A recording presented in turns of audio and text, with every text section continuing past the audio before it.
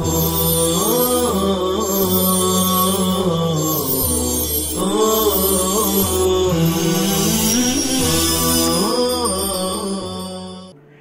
اللہ الرحمن الرحیم۔ عزیز طلبہ، گزشتہ درس میں قتل سے متعلق دو مباحث پر تفصیلی گفتگو کی جا چکی ہے۔ آج کی اس مجلس میں قتل سے متعلق فوائد 9 مہمہ من القتل، قتل سے متعلق 9 اہم فوائد پر ہم بحث کریں گے۔ فائدہ اولا، قتل عمد میں قاتل پر کفارہ کیوں واجب نہیں ہوتا ہے؟ آپ نے گزشتہ سبق میں یہ پڑھ لیا ہے کہ قتل عمد میں قاتل پر گناہ کے ساتھ میں قصاص واجب ہوتا ہے، نیز ایسا قاتل وراثت سے محروم ہو جاتا ہے، البتہ اس پر کفارہ واجب نہیں ہوتا ہے۔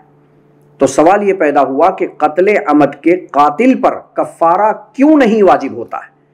تو اس کا جواب یہ ہے کہ قتل عمد کبیرہ محضہ ہے، پیور گناہ ہے، جیسا کہ بخاری کی روایت سے پتہ چلتا ہے سئل عن الکبائر، صحابہ کرام رضوان اللہ تعالی علیہم اجمعین نے جناب نبی پاک صلی اللہ علیہ وسلم سے بڑے بڑے گناہ کے سلسلے میں سوال کیا، تو آپ صلی اللہ علیہ وسلم نے جواب دیا الشرک باللہ، اللہ کے ساتھ میں شریک ٹھہرانا، وقتل النفس، کسی نفس کو قتل کر دینا، وعقوق الوالدین، والدین کی نافرمانی کرنا۔ اور کفارے کے اندر عبادت کا معنی ہے، کیونکہ کفارے کی ادائیگی روزے اور اعتاق وغیرہ کے ذریعے کی جاتی ہے، اور روزہ وغیرہ میں عبادت کا معنی ہے اور اعتاق میں مانع عبادت کا معنی ہے۔ اب اگر قاتل عمد پر کفارہ واجب کیا جاتا تو قتل پیور گناہ ہو گیا، اور کفارے کے اندر عبادت کا معنی ہے تو عبادت کو پیور گناہ کے ساتھ میں خلط ملط کرنا لازم آتا، اس لیے شریعت نے قاتل عمد پر قصاص تو واجب کیا، کفارہ واجب نہیں کیا۔ نیز آپ یہ بھی کہہ سکتے ہیں قصاص یہ بڑی پینلٹی ہے، بڑی سزا ہے، اور کفارہ یہ چھوٹی پینلٹی ہے، چھوٹی سزا ہے۔ جب اسے بڑی سزا دے دی گئی تو چھوٹی سزا کی ضرورت باقی نہیں رہی۔ فائدہ ثانیہ، قتل عمد میں قصاص کے واجب ہونے کے شرائط۔ یاد رکھیں، قتل عمد کا جو حکم ہے کہ قاتل پر گناہ کے ساتھ میں قصاص واجب ہوگا، تو قصاص کے واجب ہونے کے لیے کل 10 شرطیں ہیں۔ وہ شرائط 10 اگر پائی جائیں گی تب تو قاتل عمد سے قصاص لیا جائے گا،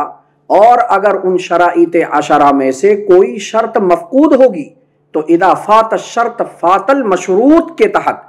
قاتل سے قصاص نہیں لیا جائے گا۔ چنانچہ یہ جاننے کی ضرورت ہے کہ وہ شرائط 10 کیا ہیں۔ سب سے پہلے قاتل کے شرائط،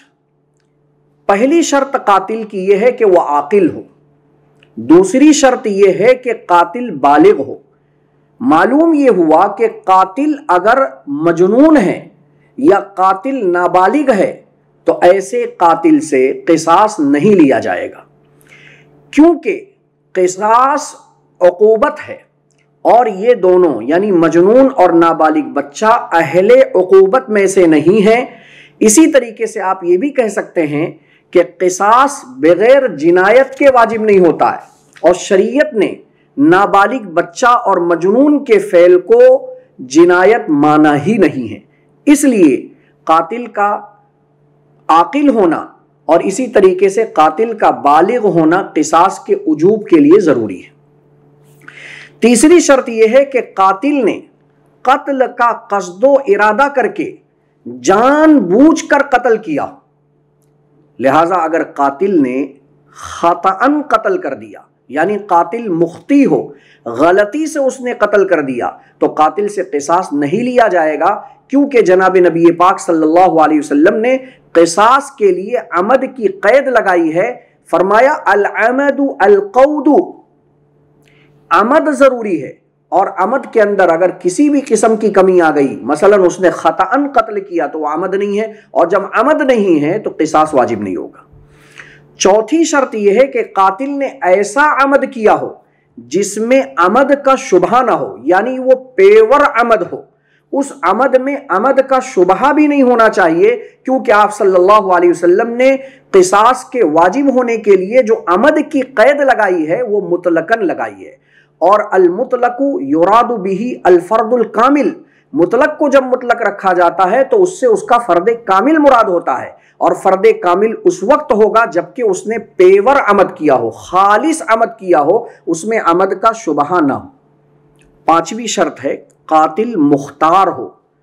लिहाजा अगर वो मुकरा हो, जबरदस्ती उससे कत्ल करवाया गया हो, तो ऐसे कातिल पर क़िसास वाजिब नहीं होगा। अजीज तलबा, ये कातिल में 5 शराइत का पाया जाना उजूब क़िसास के लिए ज़रूरी है, जो हमने आपके सामने पेश कर दिया।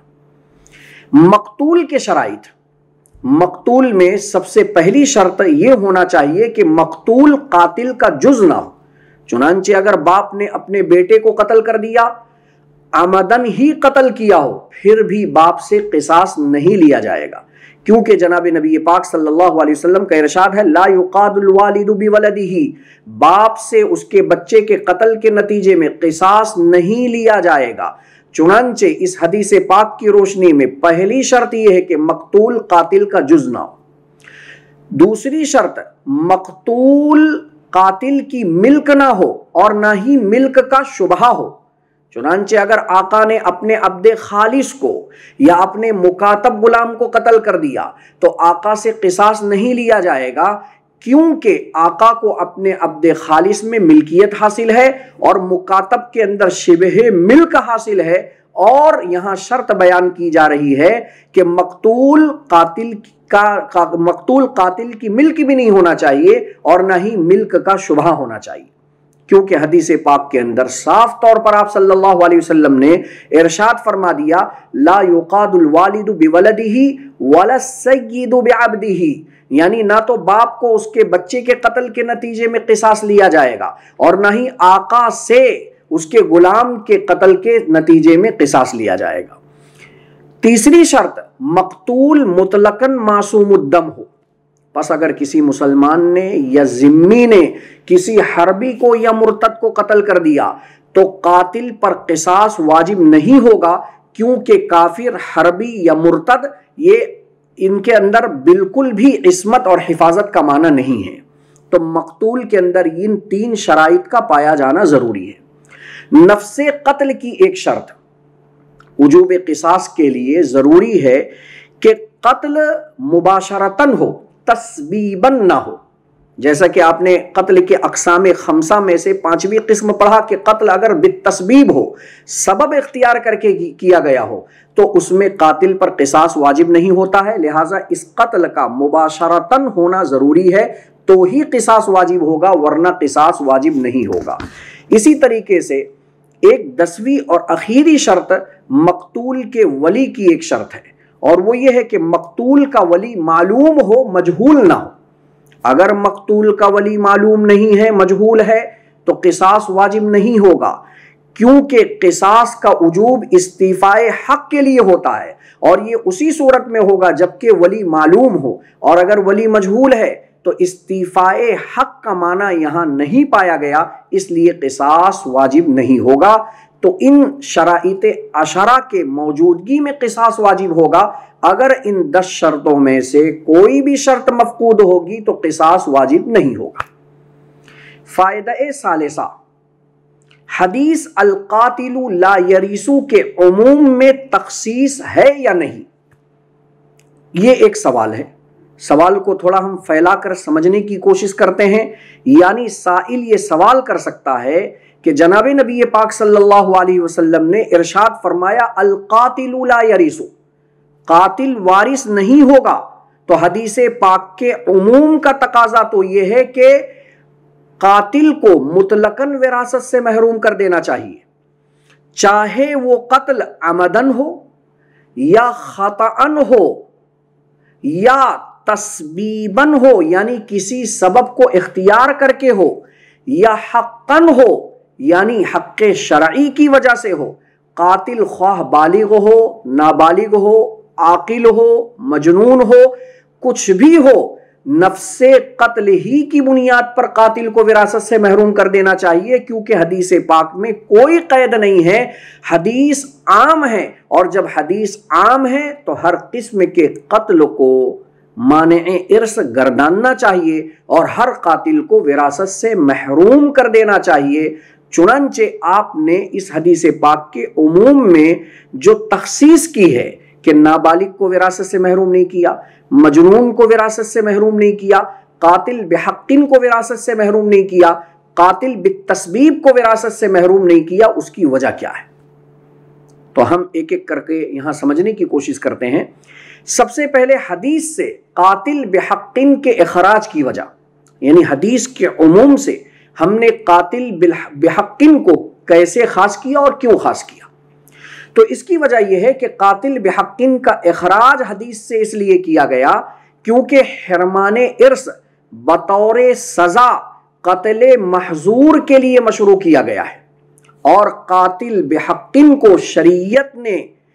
قتل کرنے کی اجازت دے دی ہے، یعنی قاتل بحقن قتل کے سلسلے میں شریعت کی طرف سے اجازت یافتہ ہے، اور جب شریعت نے خود قاتل بحقن کو قتل کرنے کی اجازت دے دی ہے تو حرمان ارث کی سزا اسے کیسے سنائی جا سکتی ہے؟ اس لیے حدیث کے عموم سے قاتل بحقن کو ہم نے خاص کر لیا۔ حدیث سے قاتل بالتسبیب کے اخراج کی وجہ، سبب اختیار کرنے والا چونکہ حقیقتاً قاتل ہوتا ہی نہیں ہے، کیونکہ قتل حقیقی کے لیے قاتل و مقتول کا اجتماع ضروری ہے، اور آپ یہاں دیکھ رہے ہیں کہ قتل بالتسبیب میں سبب اختیار کر کے قتل کرنے کی صورت میں جب قتل کا سبب اختیار کیا جا رہا ہے، مثلا ارض غیر مملوکہ میں کنواں کھودا جا رہا ہے یا پتھر گاڑا جا رہا ہے، تو قاتل تو موجود ہے، مقتول نہیں، اور جب مقتول کنویں میں گر کر مر رہا ہے یا پتھر سے ٹکرا کر مر رہا ہے تو اس وقت مقتول تو ہے، قاتل نہیں۔ تو اب قتل حقیقی کا یہاں وجود ہی نہیں ہوا، اور جب قتل حقیقی کا وجود ہی نہیں ہوا تو اس کو وراثت سے ہم کیوں کر محروم کر سکتے ہیں؟ وراثت سے محرومی کے لیے قتل حقیقی کا وجود ضروری ہے، اور قتل بالتسبیب میں یعنی سبب اختیار کر کے قتل کرنے کی جو صورت ہے اس میں قتل حقیقی کا وجود ہی نہیں ہو رہا ہے، اس لیے قاتل وراثت سے محروم نہیں ہو رہا ہے۔ یہ آپ حضرات کے سامنے قتل بالتسبیب کے اخراج کی وجہ آ گئی۔ اب حدیث پاک سے مجنون اور نابالغ کو اخراج کرنے کی کیا وجہ ہے؟ اس کا جواب یہ ہے کہ وراثت سے محروم کر دینا یہ قتل محظور کی جزا ہے، اور نابالغ بچہ مجنون کا جو فعل ہے یہ شرعاً جنایت ہے ہی نہیں۔ معلوم یہ ہوا کہ ان کی طرف سے جب کوئی جنایت کا صدور ہی نہیں ہوا ہے تو حرمان ارث جو جنایت کی جزا ہے وہ ان پر کیوں کر لاگو کی جا سکتی ہے؟ اس لیے حدیث پاک کے عموم سے ان کو خاص کر لیا۔ فائدہ رابعہ، قتل کی ایک صورت کو لے کر مصنف علیہ الرحمہ کی عبارت پر اشکال اور اس کا جواب۔ مصنف علیہ الرحمہ قتل کے سلسلے میں فرماتے ہیں والقتل الذي يتعلق به وجوب القصاص او بالکفارہ، یعنی وہی قتل مانع ارث ہوگا جس کے ساتھ میں قصاص کا وجوب متعلق ہوگا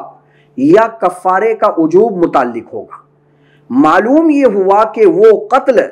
جو موجب قصاص نہ ہو اور نہ ہی موجب کفارہ ہو تو ایسا قتل قاتل کو وراثت سے محروم نہیں کرتا ہے۔ معترض اور سائل یہ اشکال کر رہا ہے کہ جناب والا ہم ایک ایسی صورت دیکھتے ہیں جس میں قاتل قتل کر رہا ہے اور قاتل پر نہ تو قصاص واجب ہے اور نہ ہی قاتل پر کفارہ واجب ہے، پھر بھی یہ قاتل وراثت سے محروم ہو رہا ہے۔ تو عبارت کا تقاضا تو یہ تھا کہ جب قصاص قاتل پر واجب نہیں، کفارہ قاتل پر واجب نہیں، تو ایسے قاتل کو وراثت سے محروم نہیں کرنا چاہیے، کیونکہ وہی قتل مانع ارث ہے جو موجب قصاص ہو یا موجب کفارہ ہو، اور جب قاتل پر قصاص واجب نہیں ہو رہا ہے، کفارہ بھی واجب نہیں ہو رہا ہے تو ایسے قاتل کو وراثت سے محروم نہیں کرنا چاہیے۔ چنانچہ باپ اگر اپنے بیٹے کو قتل کر دے تو باپ پر نہ تو قصاص واجب ہے اور باپ پر نہ تو کفارہ واجب ہے، تو عبارت کا تقاضا تھا کہ باپ اپنے بیٹے کا وارث ہو، یعنی وہ وراثت سے محروم نہ ہو، لیکن پھر بھی یہاں باپ اپنے بیٹے کی وراثت سے محروم ہو رہا ہے۔ تو اس کا جواب یہ ہے کہ باپ کا اپنے بیٹے کو عمدن قتل کرنے کی صورت میں یہاں اصلاً قصاص ہی واجب ہے، لیکن حدیث پاک نص قطعی کی وجہ سے لا یقاد الوالد بولدہ کہ باپ کو قصاصاً قتل نہیں کیا جائے گا اپنے بچے کے قتل کرنے کے نتیجے میں، اس حدیث پاک کی وجہ سے ہم نے اس پر قصاص کو واجب نہیں کیا۔ تو اصلاً اور حقیقتاً یہاں قصاص کا معنی موجود ہے، اور جب قصاص کا معنی موجود ہے تو اسی موجودگی کی وجہ سے باپ اپنے بیٹے کی وراثت سے محروم ہو رہا ہے۔ یہ اور بات ہے کہ باپ پر عملاً قصاص نہیں پایا جا رہا ہے، تو معترض کا اشکال عملاً قصاص کے نہ پائے جانے پر ہے، اور یہاں باپ کا وراثت سے محروم ہونا اصلاً وجود قصاص پر ہے، لہذا عبارت پر کوئی اشکال نہیں ہوگا۔ فائدہ خامسہ،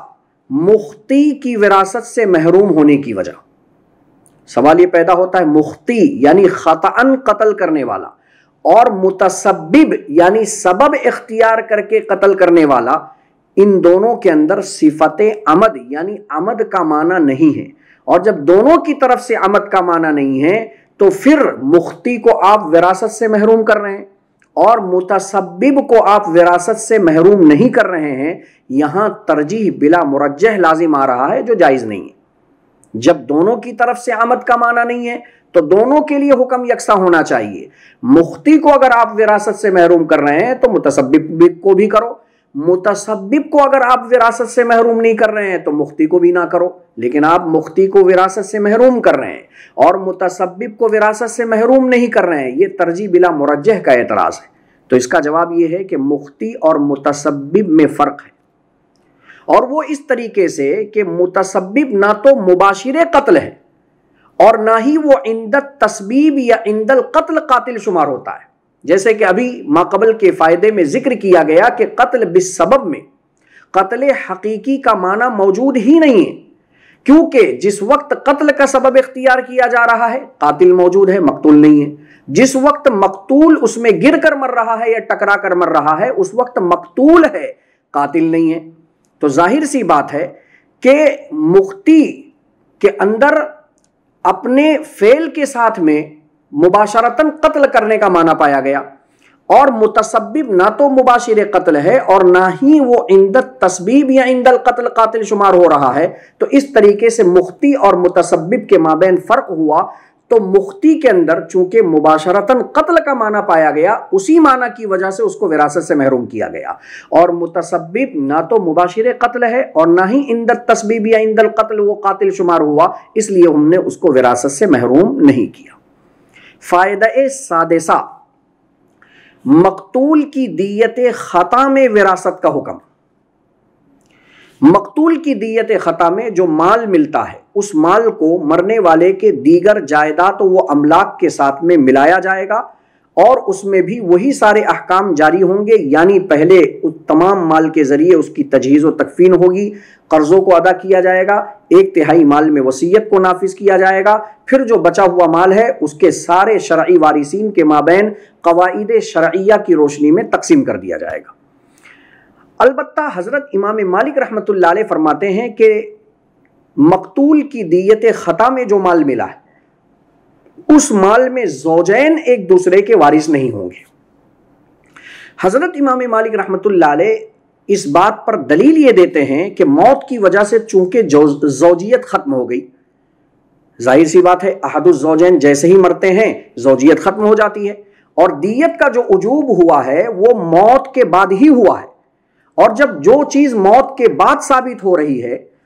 اس وقت چونکہ زوجیت نہیں ہے، اور جب زوجیت نہیں ہے تو زوجین اس مال کے کیسے وارث ہو سکتے ہیں؟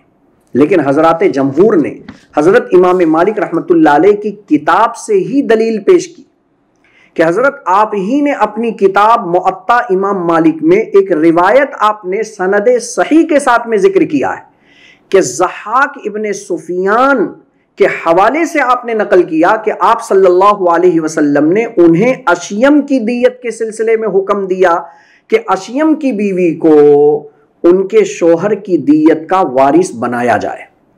ضحاک ابن سفیان نے یہ بات اس وقت بیان کی جب سیدنا عمر ابن خطاب رضی اللہ تعالی عنہ نے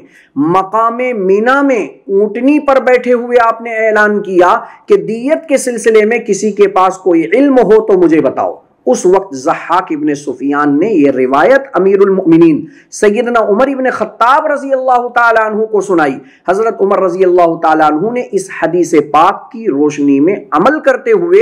دیت خطا میں زوجین کو وارث بنایا۔ تو آپ ہی کی کتاب میں دلیل موجود ہے اور آپ ہی اختلاف کر رہے ہیں، یہ دلیل نقلی ہے۔ اور دلیل عقلی کے طور پر آپ یہ دلیل دے سکتے ہیں کہ میراث کا استحقاق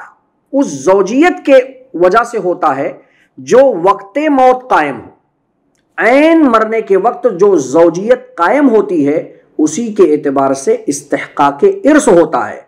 نہ کہ اس زوجیت کے اعتبار سے جو فی الحال موجود ہے۔ فی الحال موت کے بعد تو یقیناً زوجیت موجود نہیں ہے، اسے ہم بھی تسلیم کرتے ہیں، لیکن استحقاق ارث کا جو دار و مدار ہے اس زوجیت کی وجہ سے ہے جو عین مرنے کے وقت قائم ہو، اور عین مرنے سے تھوڑی دیر پہلے زوجیت موجود ہوتی ہے۔ لہٰذا جیسے زوجین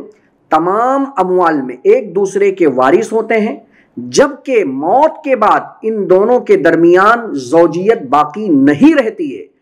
اور وارث ہونا بھی موت کے بعد ہوتا ہے، اسی طریقے سے زوجین اس زوجیت کے اعتبار سے جو وقت موت موجود ہے دیت میں بھی ایک دوسرے کے وارث ہوں گے، یعنی دیگر املاک اور جائیداد میں جو سبب ارث ہے وہی سبب ارث دیت خطا کے مال میں بھی ہوگی۔ لہٰذا دیگر اموال اور جائیداد میں جب زوجین ایک دوسرے کے وارث ہوتے ہیں تو مقتول کے دیت خطا میں جو مال مل رہا ہے اس میں بھی زوجین ایک دوسرے کے وارث ہوں گے، اور یہی قول مفتبی ہے۔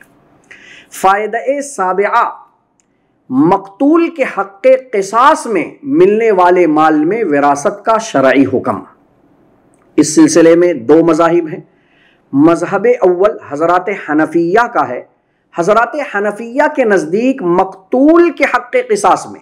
ملنے والے مال میں سارے وارثین بشمول زوجین کے وارث ہوتے ہیں،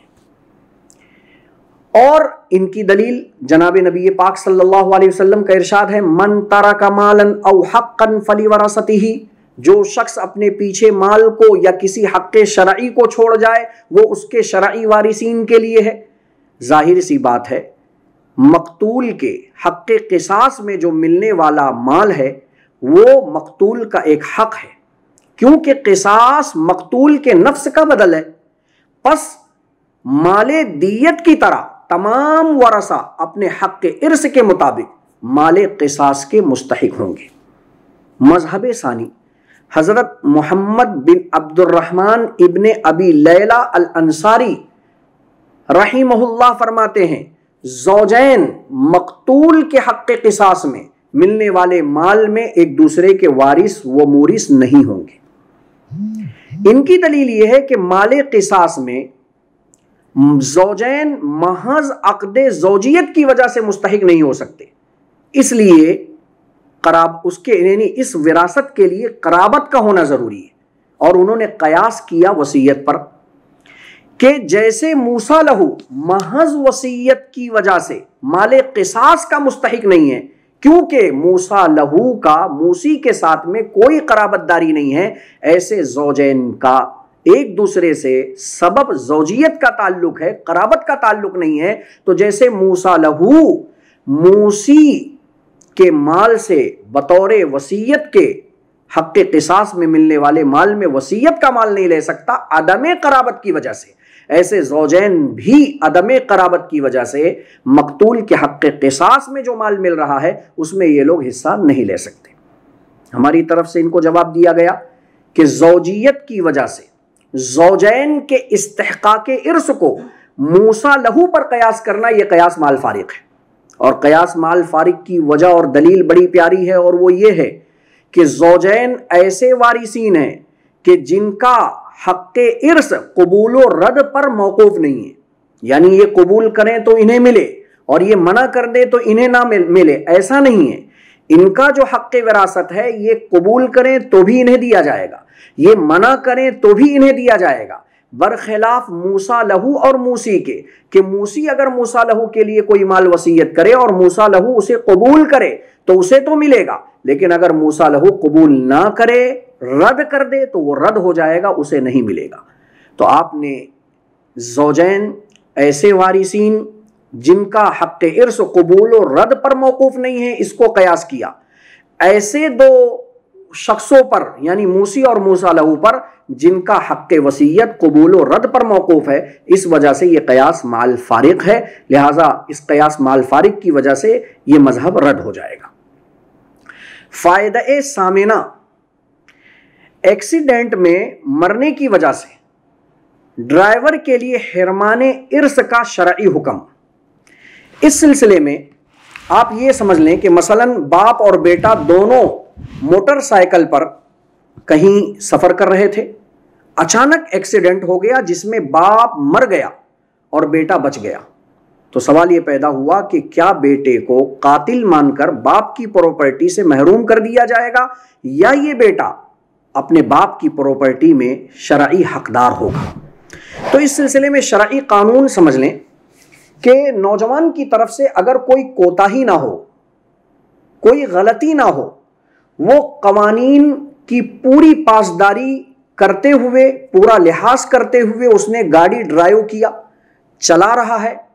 اور اس کی طرف سے کوئی کوتاہی نہیں ہوئی ہے، سامنے سے کوئی آ کر اسے ٹھوک دیا اور یہ بیچارہ بیلنس برقرار نہیں رکھ پایا، یا سنگل پر کھڑا ہوا ہے اور پیچھے سے آ کر کسی نے ٹھوک دیا، اور ایسے حادثے اور ایکسیڈنٹ میں جس میں ڈرائیور کی طرف سے، بیٹے کی طرف سے کوئی کوتاہی اور غلطی نہیں پائی گئی، تو ایسی صورت میں آپ اس کو قتل بالسبب شمار کریں گے اور بیٹے کو باپ کی پراپرٹی سے محروم نہیں کریں گے۔ لیکن اگر بیٹے نے کوئی غلطی کر دی، کوئی کوتاہی کر دی، اس کی طرف سے کوئی غلطی پائی گئی، مثلاً اس نے خود کسی کے گاڑی میں لے جا کر ٹھوک دیا، یا اس نے سنگل کو کراس کیا، ابھی ہری بتی نہیں جل رہی تھی، لال جل رہی تھی، اور سنگل توڑ کر آگے بڑھ گیا، اگر غلطی اور کوتاہی بیٹے کی طرف سے ہے اور پھر کوئی ایکسیڈنٹ ہو جاتا ہے تو اس میں آپ اس کو قتل خطا شمار کریں گے اور بیٹے کو باپ کی پراپرٹی سے محروم کر دیا جائے گا۔ فائدہ تاسعہ، آخری فائدہ ہمیں یہاں جو ذکر کرنا ہے وہ یہ ہے کہ قاتل کو اجرت پر لے کر اگر اپنے کسی مورث کو قتل کروا دیا گیا تو ایسی صورت میں سپاری لے کر، اجرت پر لے کر اپنے مورث کو قتل کرنے والے کو وراثت سے محروم سمجھا جائے گا یا نہیں سمجھا جائے گا؟ تو اس سلسلے میں سمجھ لیں کہ فقہا نے حرمان ارث کا جو موجب قرار دیا ہے وہ ایسے قتل کو قرار دیا ہے جو موجب قصاص ہو یا موجب کفارہ ہو، یعنی جس کے سبب قاتل پر قصاص یا کفارہ واجب ہوتا ہو، لیکن ایسا قتل جس کی وجہ سے قاتل پر قصاص یا کفارہ واجب نہیں ہوتا، حرمان ارث کا موجب نہیں ہے۔ اس قانون کی روشنی میں اگر آپ دیکھیں گے تو اجرتی قاتل پر قصاص واجب ہوتا ہے، مستاجر پر واجب نہیں ہوتا ہے، یعنی سپاری دے کر اجرت پر لے کر قتل کرنے والے پر، مستاجر پر قصاص واجب نہیں ہوتا ہے۔ جس آدمی نے سپاری لے کر، پیسہ لے کر قتل کیا ہے اس قاتل پر قصاص واجب ہوگا، مستاجر اس وجہ سے وراثت سے محروم نہیں ہوگا، البتہ مستاجر بیٹا گنہگار ہوگا اور اس منصوبہ بندی کی وجہ سے مستحق تعزیر ہے، لہذا تعزیراً قتل بھی اسے کیا جا سکتا ہے، البتہ اصول شرعیہ کی روشنی میں چونکہ وہ اجرتی قاتل یہ مباشر قتل ہے، لہذا اجرتی قاتل قصاص کا حقدار ہے، قصاص اسی پر واجب ہے، لیکن جس نے اس کو اجرت پر لیا ہے مستاجر بیٹا اس کے اوپر قصاص واجب نہیں ہے، لہذا مستاجر بیٹا اپنے